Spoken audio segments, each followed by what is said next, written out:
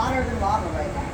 For real. The furnace is resting at 2,175 degrees Fahrenheit, or 1,190 Celsius to be exact. Now Matt is getting it ready for the bubble, rolling across a metal table, steel, shaping and cooling it. And he's going to start that bubble here in a second. He's going to force air into the blowpipe, just a big metal straw in his hands. He's going to trap it in the tube with his finger. Watch the glass right now. It's going to happen quickly. He's going to have an auto inflating. There's the bubble. Did you see it? Yeah, good. Has anybody seen that before? Yeah, some of us. Has anybody done it? Yeah, cool. Right on. Matt's done it. Carter's done it. I've done it way too many times to count. But it's essentially all physics. Right? You shape it up, you trap the air in the tube, the air gets hot and expands into the glass because it's your point of least resistance. The air can't push through your finger. It's going to go into the glass. We call this the starter bubble. And if we blew that bubble up as big as we could get it, we could probably make like a drinking cup. We want to make something a little bit larger, like the pieces we've got out on the tables. So that's going to need more material. It's going to gather out of the furnace one more time. It's a layering process.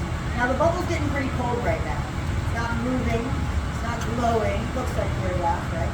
And those are the two main ways we read the temperature of glowing and moving. So now it's nice and stable. And that's what we need is we plunge that bubble into a molten puddle of glass. We need to support the heat, the weight, the movement of the fresh glass on top without that bubble collapsing. Which is exactly what will happen if you're too hot or too soft. And if your bubble collapses, it's just time to start over.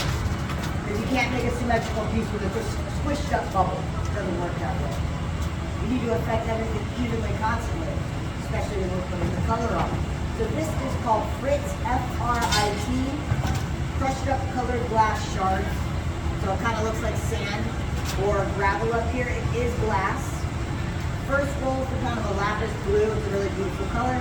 Really fine size. It is almost like a sand, but it's glass. So roll through there, it's sticking to the surface and then that will melt it. Right behind it we've got the reheating chamber. This is essentially just a big barrel of fire. There's no blast inside this one, except whatever's on the end of the pipe. At this point, if the bubble's getting too cold, it's not moving, we want to manipulate it, we gotta get it hot again. We're gonna be in and out of there the whole time throughout the making of this piece. Second roll of color is gonna be a jade green. The blue is transparent, the green is opaque. So there'll be a really nice contrast in this piece. And the Frit's going to melt down into different speckles and spots, right? It's a really direct translation of pattern onto a bubble. We can order the Frit in a variety of sizes. It can come in big chunks all the way down to a powder like flour, and it's going to melt in corresponding size spots. It's a really fast way to get a really beautiful pattern on it. We like that up here. We could spend hours loading color onto a bubble and blow it up into a pattern. And that's more fun for us and less fun for you. We do it a little quicker in the demos. Matt's going to sit in the bench and he's going to start to roll through a smaller version of a block, which is just a leveling spoon. That's all it is to even everything back out. Now, if we really wanted to scale it up more in size, then we would let this get cold, not moving, and gather again. But we like this size. We're going to blow it up, make it thinner, start to shape it. Matt's going to go over to the metal table, selectively roll just the very tip of the bubble across it. It's getting really cold where he's touching that bubble. When that blows, it's going to blow up closer to him because it's hotter. And the point is remaining pointy because he's freezing it. So we're always setting up different heat zones in the bubble in order to shape it. It's always going to move more where it's hotter. It's going to stay still where it's cold. Right now, if this vessel were attached to the pipe, would be on the pipe like this. So you want to make the bottom thicker. It's probably an inch thick down here, and a centimeter thick attached to the pipe. Want a little extra meat on the bottom for structure. We're going to put it on the table. Right? So hanging that down. Parker's over there ready to blow. Hello. Right now Matt's using a folded up pad and newspaper. That's all this tool is. See how times folded up. Water. Nice flexible shaping pad. Now he's using the jacks, this bladed tool. That's what they look like. They're dull, they're not sharp. and he's carving in this little constrictions called the jack line. So that's gonna let us take it off the pipe. And then Barker's been back there blowing when Matt asks to inflate the piece. Yeah, the jack line is an integral part of the process. It doesn't matter what you're making. A vase, a bowl, an octopus. It needs the jack line, and there's no clean way for it to separate from the pipe. It's gonna shatter off later without it cooling off too quickly. You reheat it, right? As we're working on something, we never let anything drop below 1,000 degrees Fahrenheit. That's when it's going to start to crack, fall off, thermal shock, game over. That reheating chamber is running at 2,230 Fahrenheit, 1,210 Celsius. Go ahead and down to a flip, stretch that bubble out. Supporting the bubble with the paper, a little bit more air from Barker. It's a soft, steady pressure that goes into the bubble. We're not blowing hard by any means. We don't need strong lungs. When it's hot, it's super soft. So I compare it to blowing up a bubble with a soap bubble at the bottom. You know, like super light. Now, as the glass is cooling, the resistance is changing. And that goes back to the fire because it's not moving anymore. It's a short working window. So we will add more pressure as it's cooling, but we never like go after it when we try to blow up everything quickly. Too much, too fast. So still elongating the bubble. Gravity is constantly at play.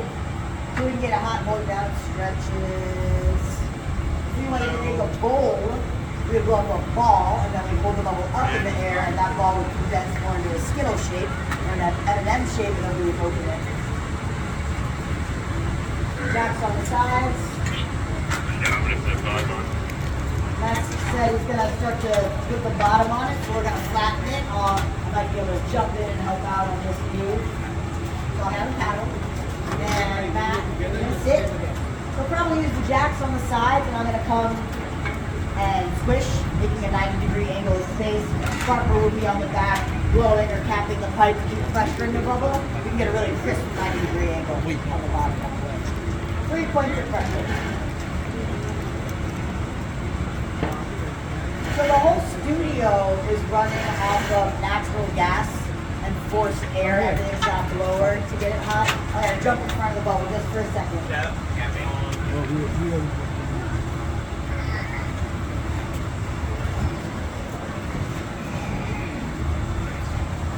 Now we got a nice crisp flip.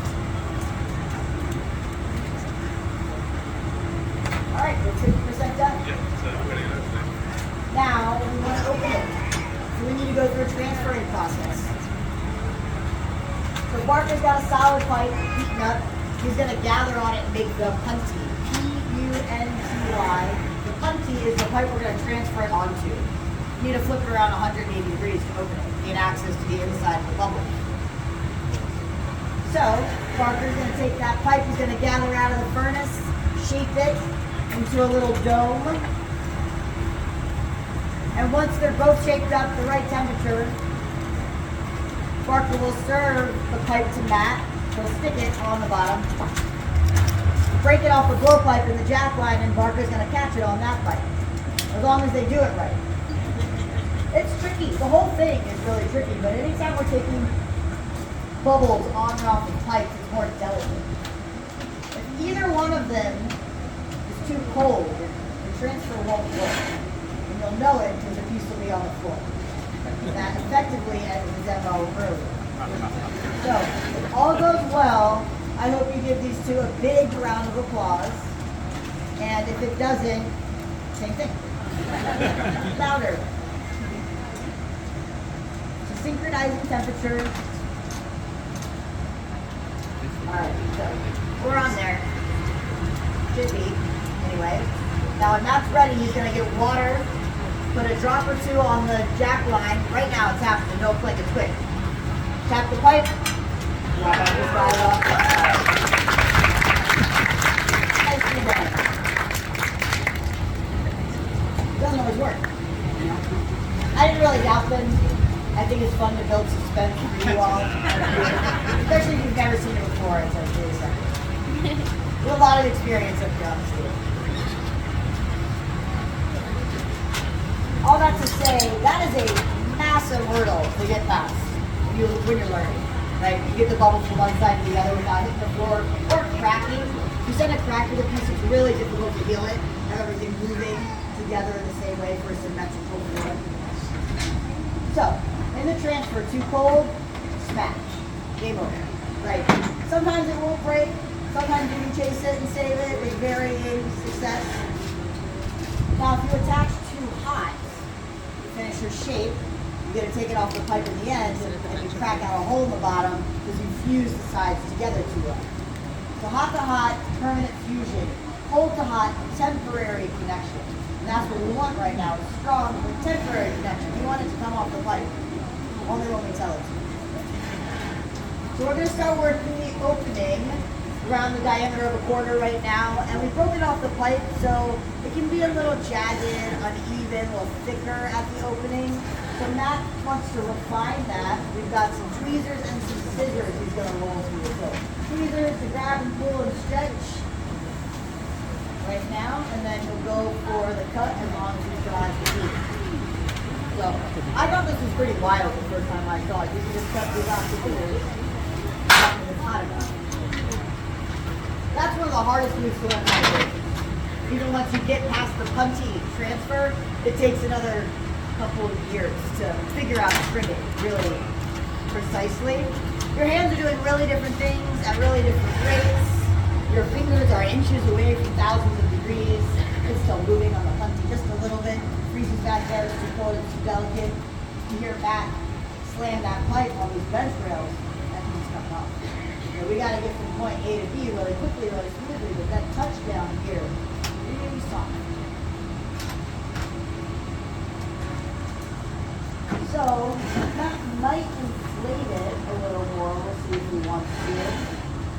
We'll see what Chihuly thinks of. First the paper. He's gonna close that down a little bit. And then he's gonna grab the jacks, the blades, and start to squeeze. So he's separating a neck away now from the vessel. The jacks, that bladed tool is our most important tool. Parker's going to coat them in beeswax right now. It's the only tool we put wax on, so they can slide and glide on the bubble.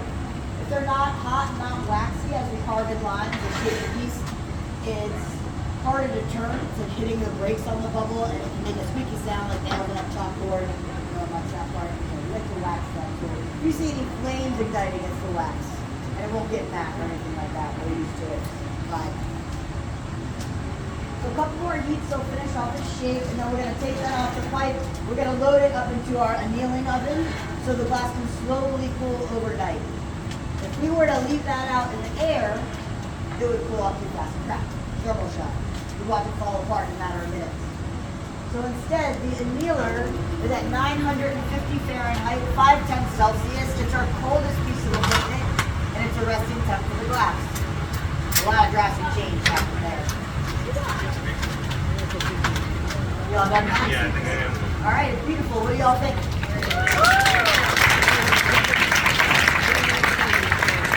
So, all day long, we'll load into the annealer. Nothing will move or crack at that temperature. It stays the same. And then once we're done baking for the day, we'll send it through a cycle. Everything will slowly cool over 14 hours. We'll take this out tomorrow. Yesterday's work is still hanging out in the bottom box. We go day by day. Probably first you break it.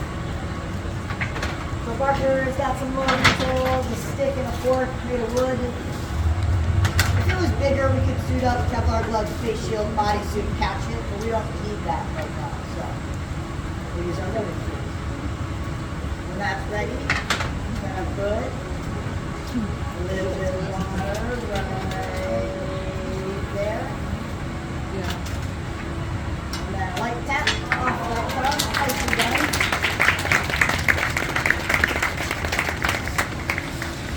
So we're going to melt it. We don't want it to be sharp down there. It can be when you pop it off the pipe. We've got this really, really hot torch so we can melt that nice and smooth. And then up into the box it goes with everything else we've made today.